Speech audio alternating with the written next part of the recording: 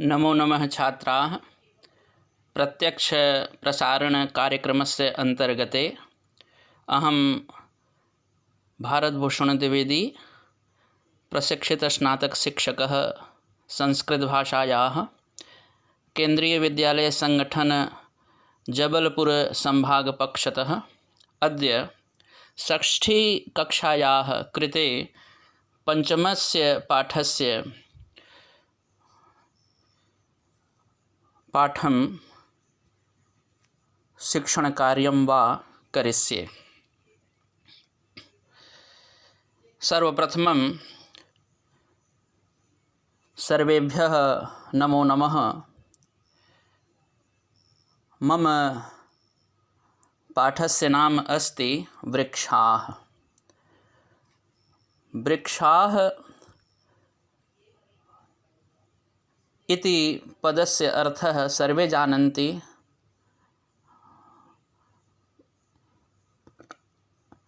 एतत् पदं बहुवचने अस्ति। प्रथमा विभक्ति वृक्षाः अर्थात बहुत से पेड़। तो इस पाठ में जैसा कि आप लोग देख रहे हैं, यहाँ पर वृक्ष की पृष्ठभूमि दी गई है और वयं सर्वे सर्वप्रथमं पाठं करिष्ये। सर्वप्रथमम् अहम् आदर्शपाठं करोमि। कवितायाः मुख्य भावः भवति कवितां कवितारूपेण शिक्ष्यते पठ्यते, तदा हि कवितायाः भावः ग्राह्यं भवति। वने वने निवसन्तो वृक्षा वनं वनं रचयन्ते वृक्षा शाखादोलासीना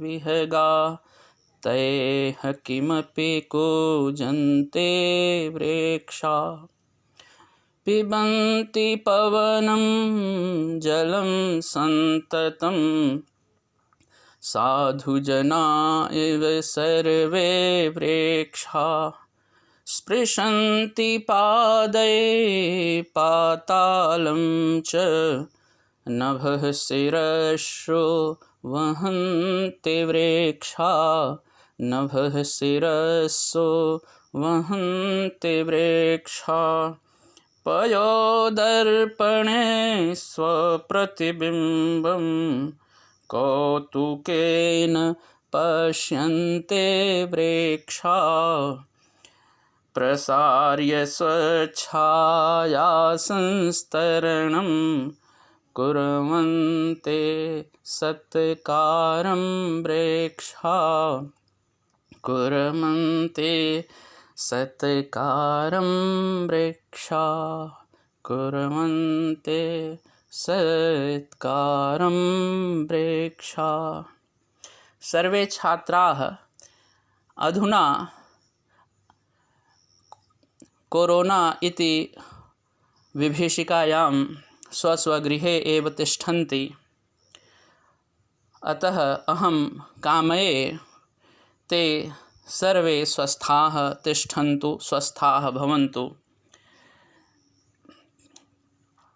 वृक्षाः इति पाठस्य भावः डॉक्टर हर्षदेव माधव कविना अत्यन्तं सुमधुरेण रूपेण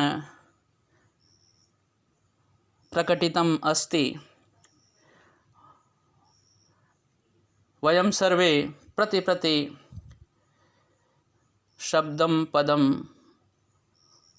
पठामः। आगच्छन्तु छात्राः। वने वने निवसन्तो वृक्षाः। यहाँ पर वृक्षाः ये कर्तृपद है, कर्ता पद है, लेकिन जो है संस्कृत भाषा में ये स्वतंत्रता रहती है कि कोई भी पद हम कहीं पर भी रख सकते हैं, बशर्ते व्याकरण की दृष्टि से वो सही हो। जबकि और किसी भी भाषा में ऐसा नहीं है। तो यहाँ पर वृक्षाः अगर हम इसको क्रम में रखें तो वृक्षाः वने वने निवसन्तः ऐसा होगा।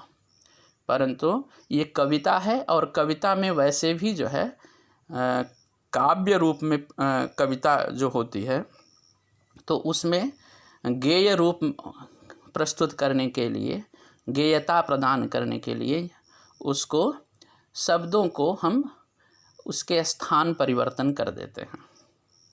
तो वने वने यहाँ पर 2 बार आया है, यानी प्रत्येक वन में, हर वन में। निवसंतो, निवसंतो मतलब निवास करते हुए।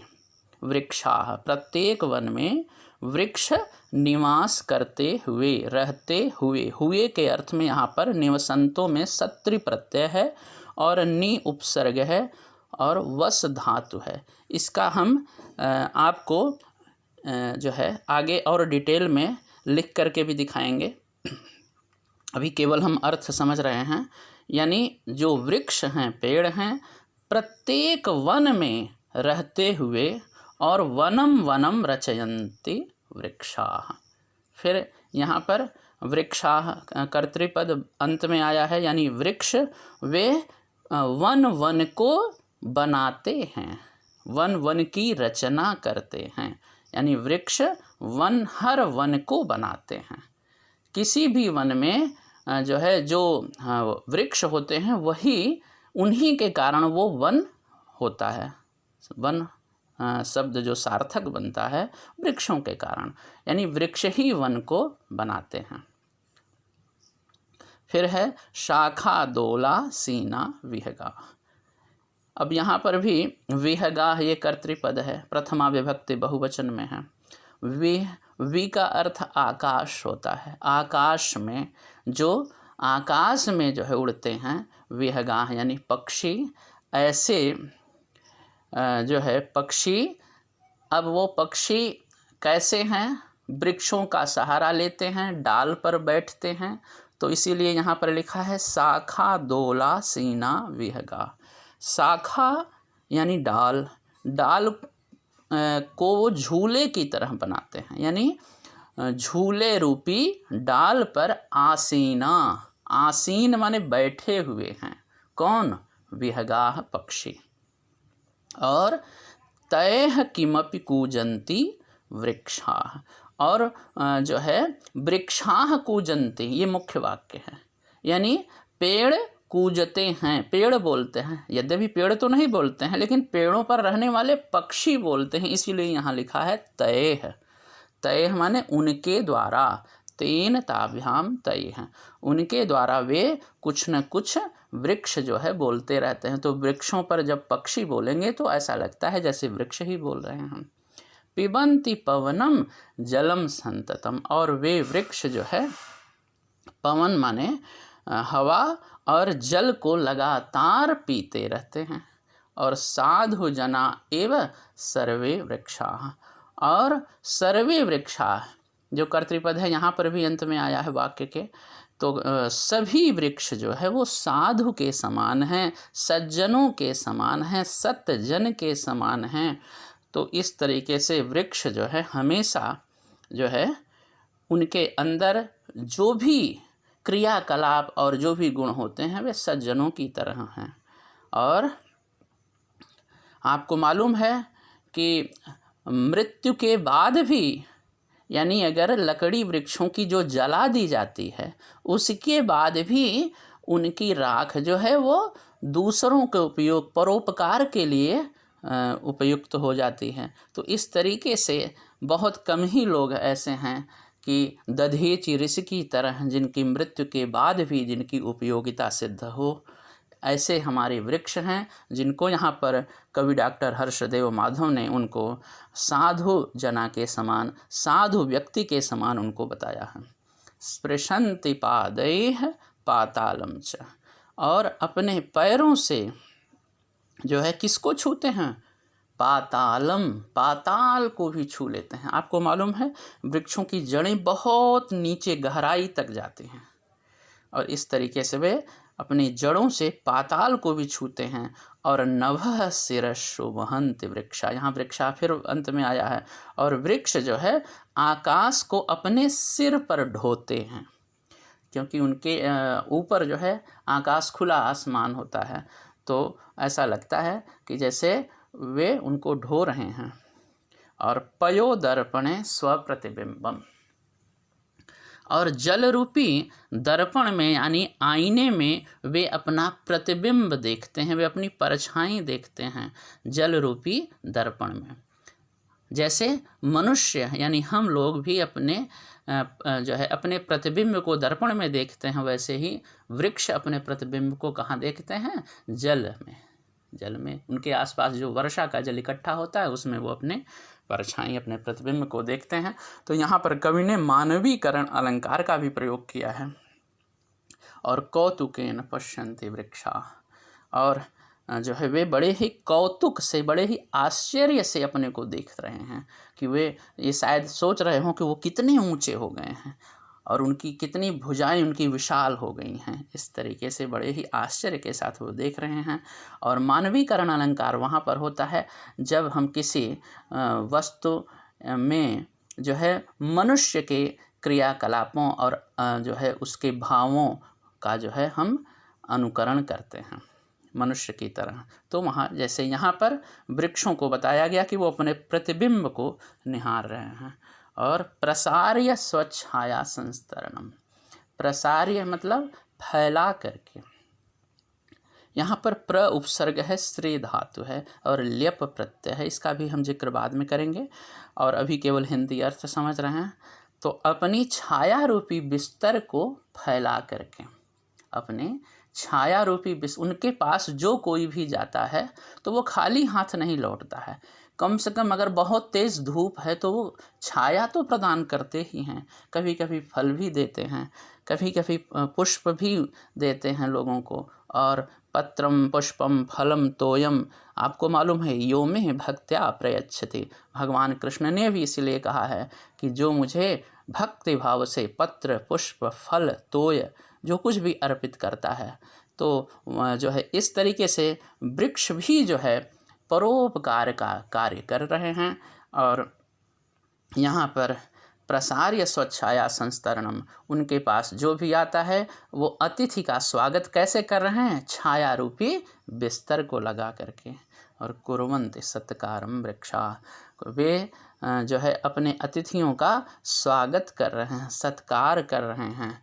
तो वे वृक्ष वास्तव में जो है अतिथि देवो भव, जो हमारी भारतीय संस्कृति की आधारभूत जो एक गुण है उसका वो पूर्ण रूप से पालन कर रहे हैं। धन्य हैं धन्याः महीरुहा येभ्यः निराशां यान्ति नार्थिनः, अर्थिनः कदापि निराशां न यान्ति, ये महीरुहा धन्याः सन्ति।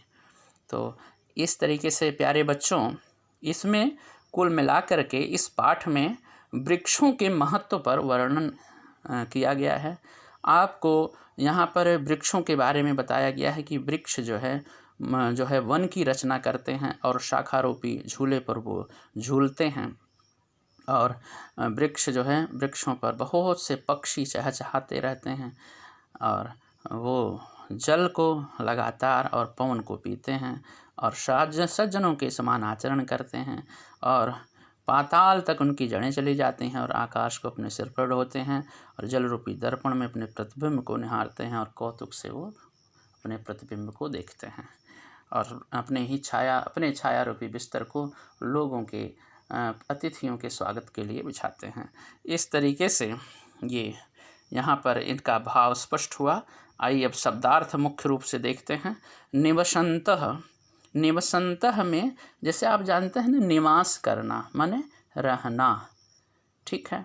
तो निवास में नि उपसर्ग है, वस धातु है, आपको मालूम है। तो निवसन्तः में का अर्थ हुआ रहते हुए या रहने वाले। और आसीना ये बहुवचन में है, बैठे हुए। इस तरीके से विहगाः माने पक्षी गण और संततम माने लगातार। इव का अर्थ है के समान या की तरह। पयो दर्पणे जल रूपी दर्पण में।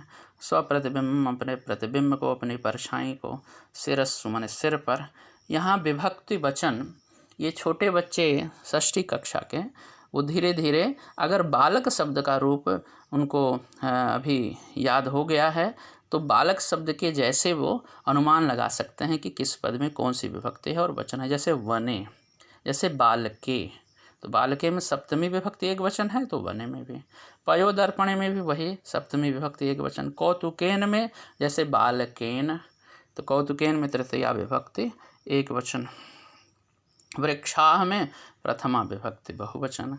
तैह में तृतीया विभक्ति बहुवचन। शिरस्सु में सप्तमी विभक्ति बहुवचन। सिरह, इसका रूप मनस, मनः, मनसी, मनांसी ऐसे चलेगा। तो जैसे मनसी, मनसोह, मनस्सु, तो शिरस्सु में भी सप्तमी विभक्ति बहुवचन है। पादैह में तृतीया विभक्ति बहुवचन। विहगाह में प्रथमा विभक्ति बहुवचन।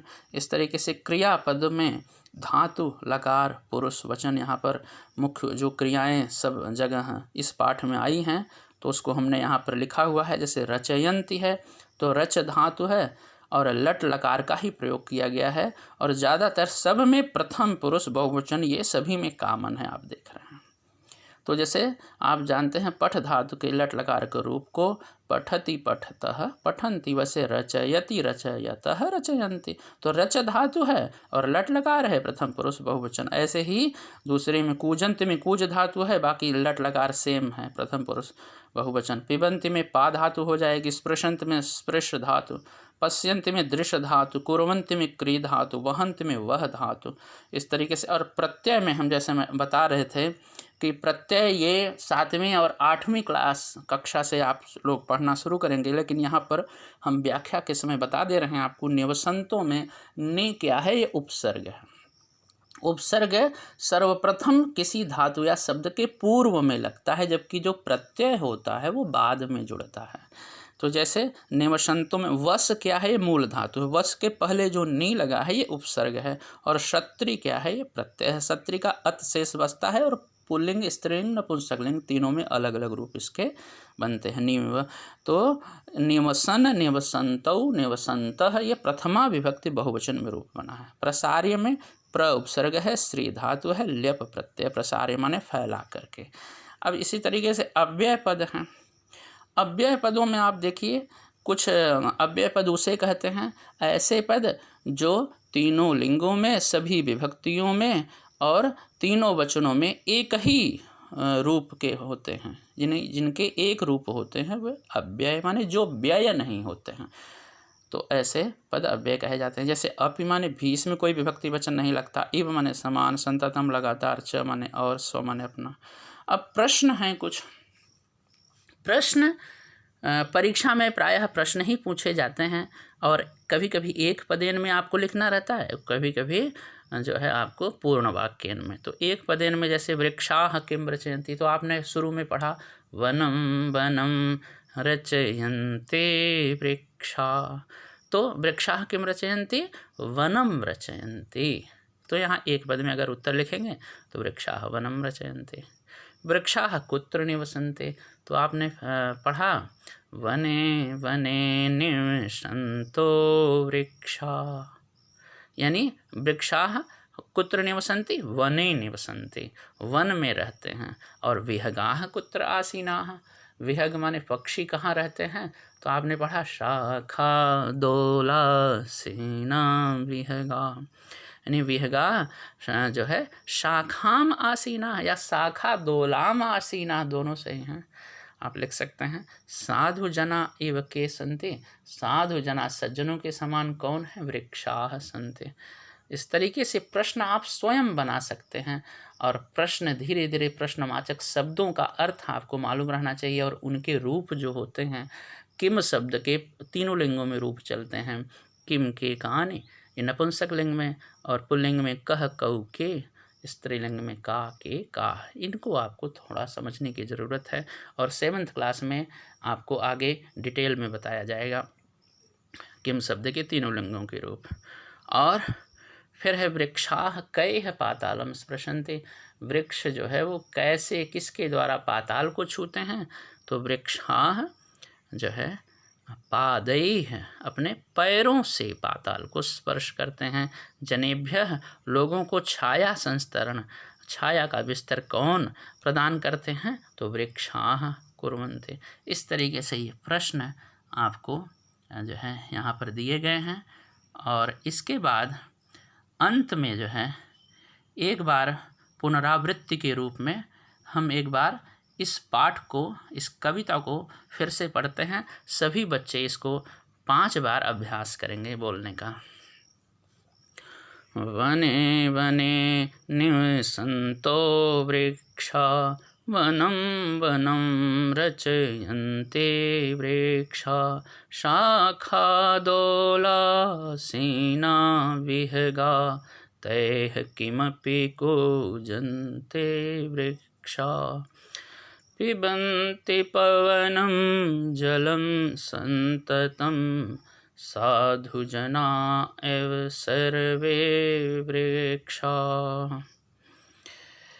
स्पृशन्ति पादे पातालं च नभः शिरसो वहन्ति वृक्षा पयोदर्पणे स्वप्रतिबिम्बं कौतुकेन पश्यन्ते वृक्षा प्रसार्य स्वच्छाया संस्तरणं कुर्वन्ते सत्कारं वृक्षा कुर्वन्ते सत्कारं वृक्षा कुर्वन्ते सत्कारं वृक्षा। अधुना गृहकार्यस्य समयः अस्ति। सर्वे छात्राः वृक्षाः इति विषये 5 वाक्यानि पाठं पठित्वा लेखिष्यन्ति। सर्वेभ्यः धन्यवादाः धन्यवादाः धन्यवादाः।